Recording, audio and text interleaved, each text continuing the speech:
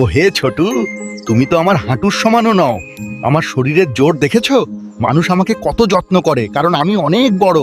মতু ভাই, বড় হওয়া ভালো, কিন্তু ছোট হওয়ারও নিজস্ব কিছু মজা আছে। তুমি কি জানো?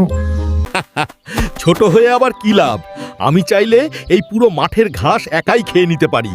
তুমি তো আমার পায়ের নিচেই পড়ে যাবে। আহ, ওই ঘাসগুলো কত সুস্বাদু লাগছে। আমি আজ ওগুলোই খাবো।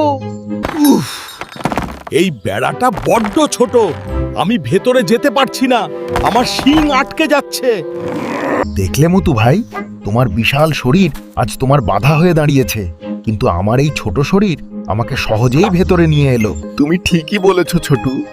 আমি শুধু নিজের আকার নিয়েও গর্ব করছিলাম, কিন্তু আসলে সবারই নিজস্ব ক্ষমতা থাকে। মন খারাপ করো না মতু ভাই, আমরা একে অপরকে সাহায্য করলে কেউ না খেয়ে থাকবো না। ধন্যবাদ ছোটু। আজ থেকে আমি আর কখনো কাউকে ছোট বলে অবহেলা করব না। ছোট হোক বা বড়, এই পৃথিবীতে প্রত্যেকেরই নিজস্ব গুরুত্ব ও সক্ষমতা রয়েছে। কাউকে অবহেলা করা উচিত নয়।